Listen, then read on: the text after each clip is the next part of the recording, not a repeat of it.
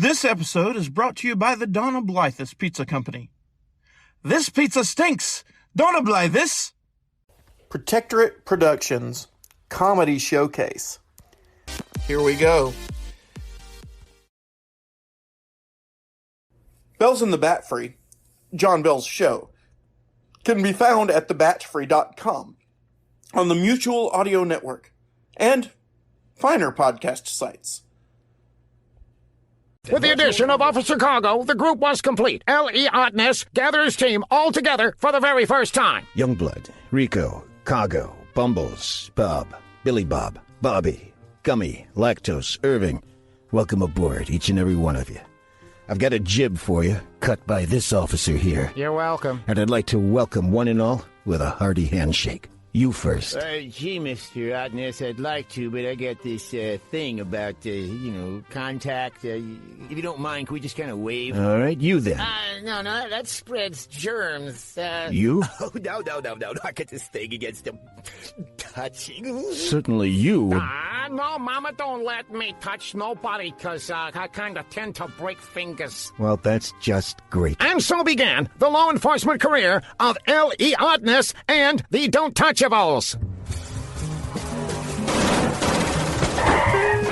The next few months were very eventful and filled with action as L.E. Ottness closed in on some of the biggest crime bosses in town.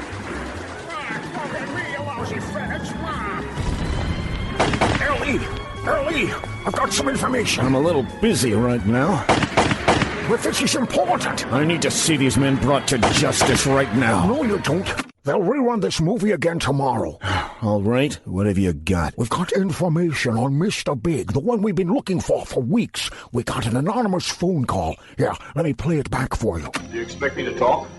No, Mr. Bond, I expect you to die. Oh, sorry, that's from my personal collection. Let me try this one. The Rock has become a tourist attraction. Wait, I've got it here somewhere. All right, let's get down to business. That's not it. I'll never forgive myself. Oops, wait. Any lateral movement. Is this the flying saucer? You could be served one thing only. No. Shoot, Junior. Don't call me that, please. Wait, I found it. This is the anonymous phone call. Please leave your name and a message after the tone. This is Miss Schmackelheimer, Miss Sadie Schmackelheimer. The big boss that you're looking for is Brad Montworth. I really don't know how you people have missed him. You'd have to be deaf, dumb, and blind over there. But we sure play a mean pinball. His secret office, well, if you can call it a secret, it's on the second floor above his Grease Easy at 937 Windsor Boulevard. And get this, the password to get in is password. No, really, he's that stupid. Please, please, please, I beg of you, you must come arrest him. Better still, shoot him. Because if you don't, I certainly will. Okay, bye-bye. Bye-bye now. Bye-bye. Working on a hunch, L.E. Ottness goes to visit Brad Montworth in his office above his Grease Easy. Oh, me, a crime kingpin? Oh, it is to laugh. Besides, you have no proof. Oh, one Grease Easy? No, I'll be out in an hour. What you need is definite proof, like my books and my records, which I don't have here. They're safely hidden in a wall safe at my house at 113 Plush Avenue. It's the greenish painting. It's not the one with the ladies on it. It's the one with the horses on it with a lot of the green in the background there. Yeah, you don't get mistakes. Go into the living room and turn left. Yeah, but you'll never find that. Now get out of here, copper. Nanny nanny boo boo beep beep beep beep beep.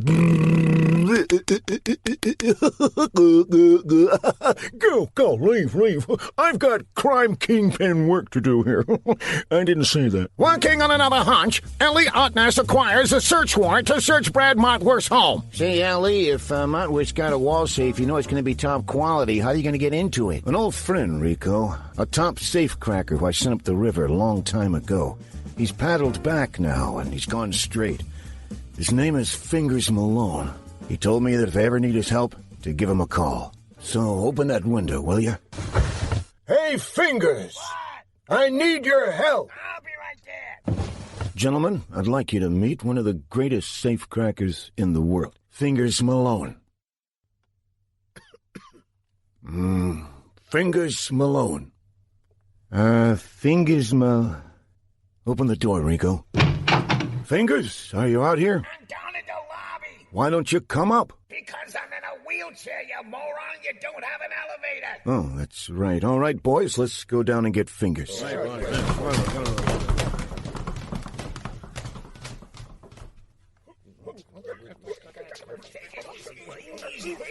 Watch out, Butterfingers. Come on. Watch out. Around the corner here. Watch my head, will you? Ah, jeez. Welcome aboard, Fingers. Are you ready to go to Motworth's house? Yeah, let's do this. Guys? Oh. Hey, watch the ceiling fan, yeah. You. Hey, what are you guys?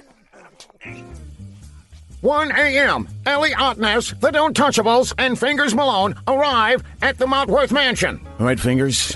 Boys, here's the plan. We gotta get inside Motworth's house. Fingers? Fingers? I'm at the bottom of the steps, you moron. All right, guys, let's go get Fingers. On the count of 3. 1, Don't you 2, guys drop me. 3. Easy. Come on. Easy. Come on. Easy. Oh, gee. All right, Fingers, you're one of the best lockpicks ever. Can you get this door open? Yeah, should be a piece of cake. Let me look at it here. Yeah. All right, yeah, that should be able to do it. Okay, you guys might want to step back just a little bit. Why is that? All right, let's go in. Fingers, you remember where the wall safe is? Yeah, but I can't control this stupid wheelchair. Hey!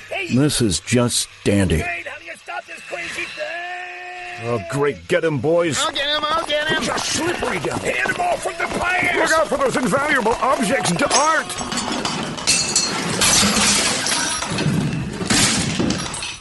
I found your wall safe. Great. Now open it up so we can get the incriminating evidence out. I'm way ahead of you. Fire him up! Jeez, Fingers, I could have done this. Sure, but with only half the panache. He's got a point there, Ellie. All right. Let me look at these papers in the safe. This is exactly what we need. It's got all his inventory here, and... oh, my gosh. He's going way beyond drinks. He's going way beyond burgers and fries. Look at this. Ding-dongs. Hostess cupcakes. Ho-hos. And Twinkies. We got him just in time. There's nothing that can stop us now. Attention in the house! This is the mob! We've got the house surrounded! Come out with your hands up! Looks like they've got us, boys. All right, mobsters, you'll never take us alive. Speak for yourself. Take this. All right, you were warned! Let them have it, men! Youngblood, Rico, Keiko, Bumbles, Bob, Bobby, Billy Bob, Gummy, Lactose, Irving. Let them know what we're made of. Water, mostly. A lot of carbon. Various trace minerals. No. I mean, we gotta shoot at them. Like that? I'd rather you shot at them, outside. Certainly is picky. Yeah, it's easier to see and hear. Hey, what's going on here? This kind of battle is bad for business. Have you got a better idea? I certainly do.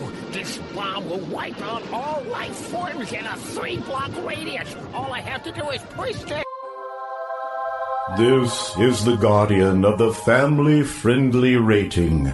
The ending of this particular scene has been changed. Thank you for your patience. This kind of battle is bad for business. Have you got a better idea? I certainly do. This is my peaculator. When I push this button, everybody will love everybody and stop fighting. What are we doing? Ceasefire, everybody. Brad, we're coming out. No need! We're coming in, buddy! Youngblood, Rico, Keiko, Buck, all the rest of you. Come on, let's go meet these guys. Hey, how you doing? I'm certainly glad to meet you. Meet your friend. Can someone give me a push? I love you, man. I love you. Come here, give me a hug. No hugs, no touch. Here we don't touch. Keep away! This is a glorious day. Kumbaya, my lord! Kumbaya! Sing with me, guys. Kumbaya, my lord! Kumbaya. Kumbaya! Come on, group hug, everyone. Well, those who can. Kumbaya, my lord! Kumbaya! Can't you feel my light? And so, with peace and happiness spread o'er the mob and the feds, the illegal distribution and selling of sugary, greasy goodies came to a halt.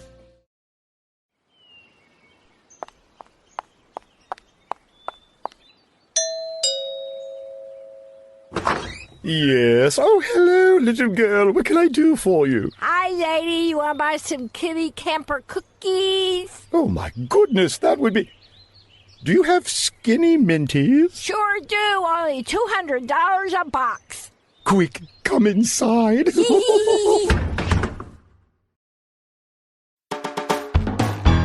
Hello, I'm James Kinnison, and I host a clean-cut comedy podcast called That Story Show, where we put your hilarious real-life stories and anecdotes in the spotlight. In other words, you send in your stories, and we share them with the world. We tell stories about embarrassing moments, miscommunications, people trying to get into the wrong cars, silly things kids say, goofy stuff our pets do, stuff we can all relate to and laugh at. So listen and find out how you can send in your own stories to be read on an upcoming episode. Find That Story Show in Apple Podcasts, Spotify, your favorite podcast app, or just say, Alexa, play That Story Show. Hope to hear from you soon.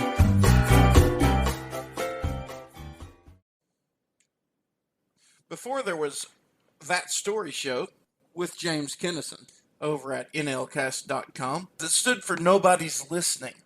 Here's a clip from that old classic version of what is still a good show today. Happens to have, I don't have any really good stories. David's the one with all the good stories. So today's story, I need Paul to help me remember, because it is probably the best story I will ever have to tell. And then after this, you can quit listening to the podcast, folks. So, there you go. But anyway, this has to do, how long ago did this story happen? At Paul? least 10 years. At least 10 years. I think that's been decided. This. Let me set the scene for you. We're in a Mexican restaurant. Where were we? Stanley, Kansas, with my grandfather. That's right. Oh my goodness! And we were actually living in Georgia at the time, and we were coming into to this area, and we had a group of young people, and so me and Paul and this guy named Carl and Nick are sitting at a table, and Nick is Paul's little brother. Okay, and he's how old was he at the time? Six, maybe 7. Maybe 7 years old. And what was the primary thing we need to know about Nick? What you need to know, not just about Nick, but both the God about kids. My dad's always been a youth pastor, and so we've always been around older people. James is a little bit older than me, and we've been friends since I could talk, and. So as kids, we always hung out with the older students, and so we did things to try and be accepted by them. Even though they accepted us as we were, we still would try and do things. It's like, look at me, I did that. I jumped a jack. So, James, with that same breathless anticipation, Nick ran a lot as a child. Nick decided that he wanted to impress us and me and his older brother and the teenagers at the table by drinking a bowl of very hot salsa. Yeah, like and he built it up. You know how kids are. He's like, "Oh, I'm gonna do it." No, I'm not. Okay, I'm gonna do it. And he's like, "Come on, do it, dude, do it. Drink it." Finally, he took it to the head. Come, drunk that stuff down. And it was chunky salsa. Dude. And his face lit up red, beet red. His eyes start watering me. Like he makes a beeline for the bathroom. We're all laughing. Ah, ha, ha, ha. We got him, He thought he was cool. And then it hit me.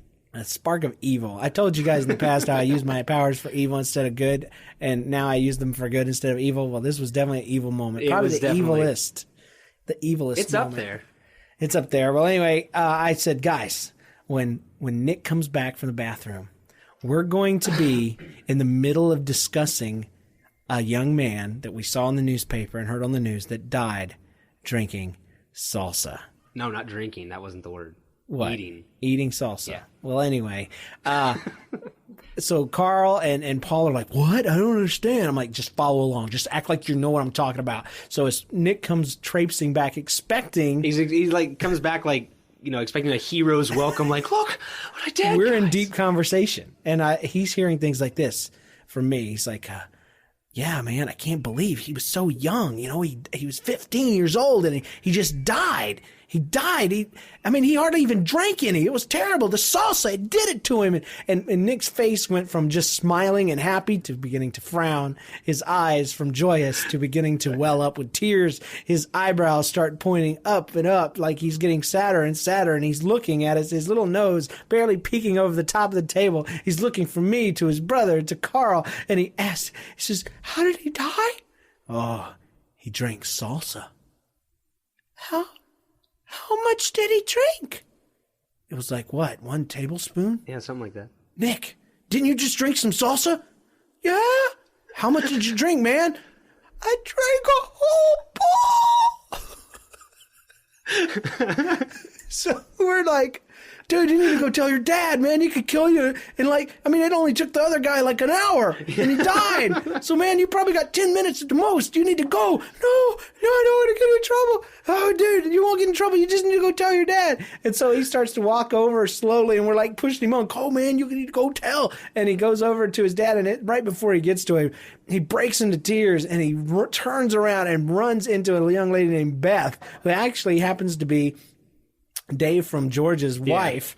She's a good lady. And he's crying into her. She says, little Nick, what's wrong, man? Why are you crying? I'm gonna die because I drank salsa. And oh my gosh, I wasn't even clued in enough to know that I should be ashamed. We're just over there laughing and yakking it up. And I think your mom, Paul, was really angry. No, but the thing is that makes the story so great is Beth had no clue what we were doing. And she looks at Nick and she's like, well, how much did you drink, Nick? And he's just like, a whole bowl. And Beth just looks at him and goes, you need to go tell your parents. You're gonna die. And it's like she had no clue that this was going on, and she played into it. Oh my gosh. And so he runs over there. That's what he tells my parents. That's to me is the best part is that you guys, your collective evilness was just lurking in the restaurant. I thought she comforted him. No, not at all. She told him he was gonna die. Yeah, right there in Lucy's Mexican restaurant. She's gonna die.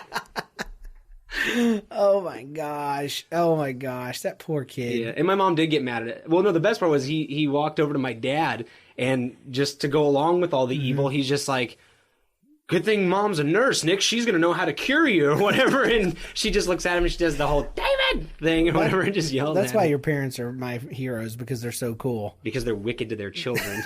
Dude, I wish I could. I need to have you on again, because your parents played so many tricks on you. Out of boredom. Yes. Like, I should hate my parents. They would call me up and just tell me stuff.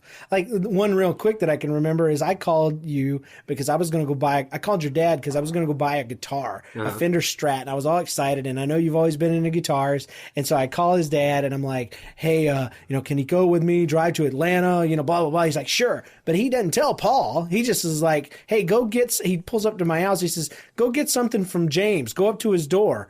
And he goes and knocks on the door. I'm not even home. His dad freaking leaves him there. My sister answers the door, and he doesn't even know her. And he's like, oh, I'm sorry. And he goes out and chases the car down the street, screaming, thinking his dad's left him for dead. And my wife comes home like an hour later, and Nick and Paul's just sitting on the front steps, just like,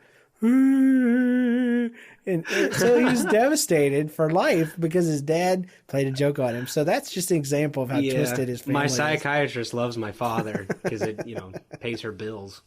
Oh my gosh. So anyway, that was our featured story. Here's something from Fred Passmore and John Lawhan from Sheaf Laughs Comedy. You can find that over at ChristianSkitScripts.com. You gotta laugh with John and Fred, a prime example. Hey, man, ready to go? Sure am. We're going witnessing. Yeah. Okay, why don't you read over the checklist? You got it. Steak? Check.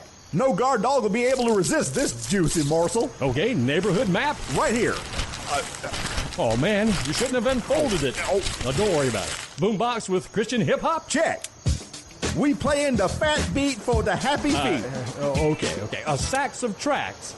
Right here. Oh, man. Sorry, didn't see your foot there. There's something we're forgetting. I know it. Oh, I remember. The paper bags. Of course, we can't forget the paper bags to go over our heads. Yeah, otherwise all our friends would recognize us. Yeah, I can't have that. Yeah, sure can. Boy. Watch where you're going, buddy. What are you doing? I can't see. You Gotta Laugh, brought to you by John and Fred and this station. Visit our website at primeexample.com. And here's this week's Old Time Radio Moment, brought to you by the Retro Radio Podcast and Keith Helsley.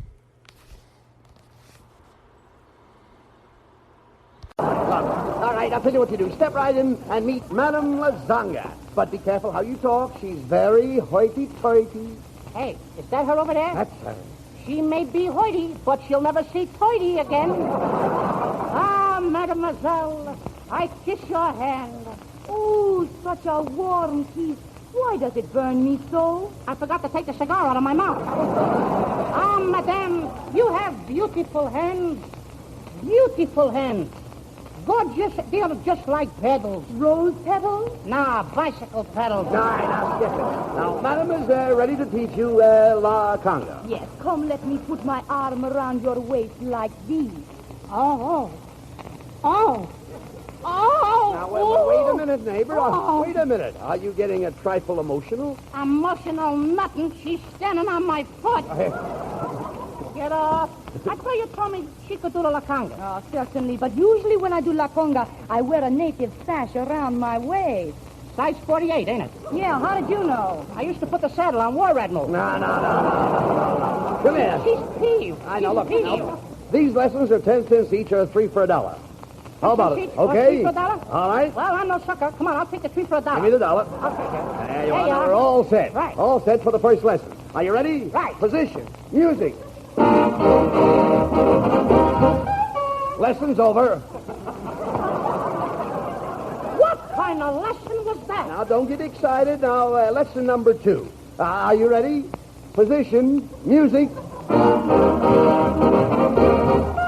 Oh, Mr. Costello, you dance divinely. I'm not even out of the first position yet. I dance divinely. You heard the lady. You should see me when I get a chance to use my other foot. All right. Look, neighbor, what do you want to do? Tire yourself out? Ah, who's getting tired? Come on, will you? I want to do some dancing or something here. I know, but you shouldn't get tired of these Look, things. you said like this. You said, music, the band went ta-ta-ta, ka-plunk, over. Oh. I hate you and Vince I see. Stevens. All right, the band went ta-ta-ta. Yeah, I heard it. Well, that'll be $1 extra. For what? For listening to the music. Oh. Look, what do you want me to do? You want me to pay for the guy's union card? Now, wait a minute. Now, that's a fine remark to make. You come to my dancing school, I furnish a wonderful orchestra, I give you the benefit of Madame Lasagna's time and talent, and when it's all over, you can't even lift a foot off the floor. Oh, I'm a wallflower. Now, you're telling me. I'm a bad boy. Well, why don't you do something about it? I did. I just wrote myself a nasty letter. Yeah? What did you say in it? I won't know till I get it tomorrow. Well, you should be spanked to impress your mistakes on your mind. Don't you think that's going about it in a roundabout way? Oh, come on. What's the use of talking to you? You're dizzy. I think I am, too. Yeah, I know it. I don't know what's happening to me I lately. wonder. I'm getting awful dizzy. What do you mean? I'm getting spells. Spells? too. Just the other day, I walked into the World's Fair. I went in the place, and everything swam before my eyes. Where did this happen? At the Aquacade.